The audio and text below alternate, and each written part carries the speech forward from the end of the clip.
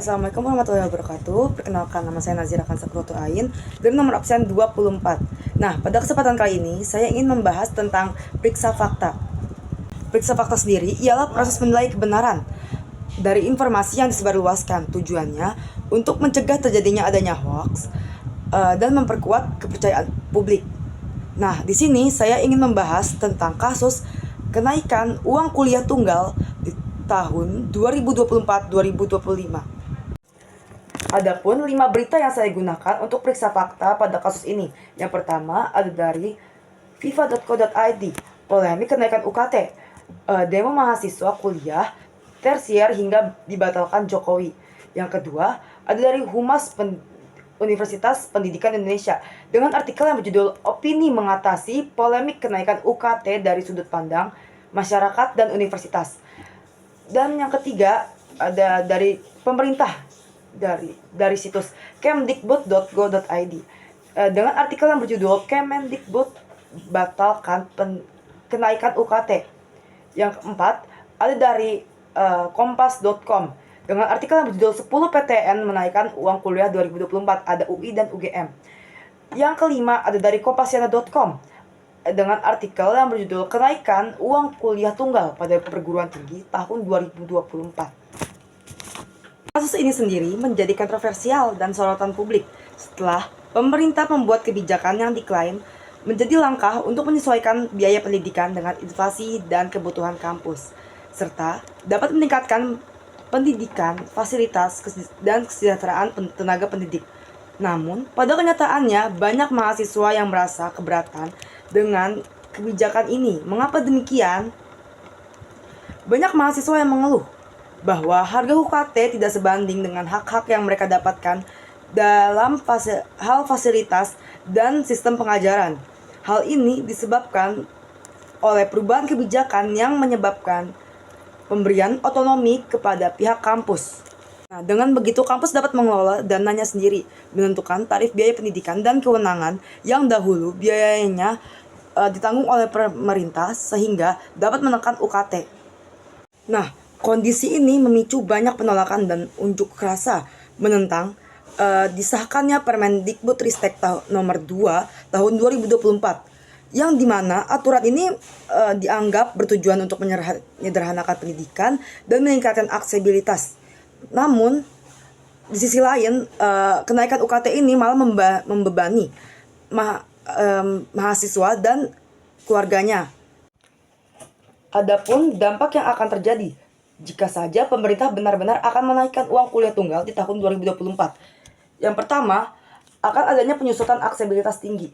Nah, mahasiswa dari keluarga menengah ke bawah akan kesulitan untuk memenuhi biaya pendidikan dan sulit mengejar pendidikan. Hal ini bertabrakan dengan Undang-Undang Nomor 20 tentang Sistem Pendidikan, Pasal 5 Nomor 1 yang berbunyi setiap warga negara mempunyai hak yang sama untuk memperoleh pendidikan yang bermutu, dan ayat ketiga yang berbunyi warga negara di daerah terpencil atau keterbelakangan serta masyarakat adat yang terpencil berhak mendapat pendidikan layanan khusus. Nah, yang kedua adanya tekanan psikologis. Hal ini sudah pernah terjadi pada mahasiswa Universitas Negeri Yogyakarta. Nah, yang bunuh diri akibat kesulitan membayar uang kuliah tunggal. Nah, kasus ini sebenarnya dia sudah pernah mengajukan banding kepada rektor. Namun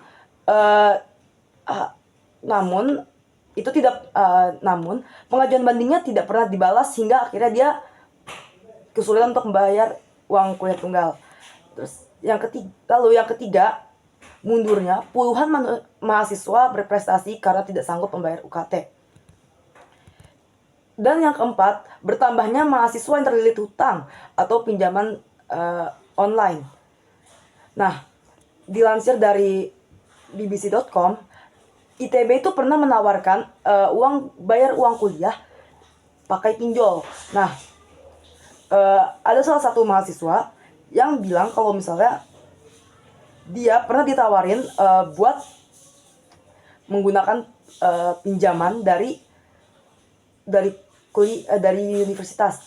Namun eh rektor itu berpendapat kalau misalnya dia nggak sanggup membayar untuk UKT, ya udah keluar saja. Hal ini menyebabkan adanya pertimbangan baik dari masyarakat sendiri dan adanya kritikan dari masyarakat luas. Nah, yang kelima itu adanya kesenjangan sosial. UKT sendiri yang kelima, adanya kesenjangan sosial. Nah, pada saat diperkenalkan, UKT ini bertujuan untuk mengurangi kesenjangan sosial antara masyarakat kaya dan masyarakat miskin. Namun, kenaikan UKT yang signifikan dinilai dapat memperparah kesenjangan keluarga yang mampu maupun tidak mampu. Nah, keluarga yang mampu akan lebih mudah untuk membiayai pendidikan anaknya, namun keluarga yang tidak mampu akan semakin tersingkirkan. Nah, hingga masyarakat menilai bahwa Komisi 10 DPR RI harusnya bisa menyesuaikan peningkatan biaya operasional di PTN dan membahas tentang Permendikbud nomor 2 tahun 2024 yang dianggap menaikkan dana UKT secara signifikan. Hingga adu masyarakat itu disambut baik oleh jawaban pemerintah. Hingga tanggal 27 Mei 2024, Menteri Pendidikan Kebudayaan Nadiem Makarim akhirnya membatalkan kenaikan uang kuliah tunggal. Nah, keputusan ini diambil setelah ia berdiskusi dengan para menteri dan presiden pada saat itu. Dan Ketua Komisi 10 DPR RI, Syaiful Huda, meminta pemerintah untuk segera mencabut dan merevisi Permendikbud nomor 2 tahun 2024. Hal ini untuk mencegah adanya kenaikan biaya yang tidak terkendali dan memastikan kebijakan lebih inklusif dan adil kepada masyarakat.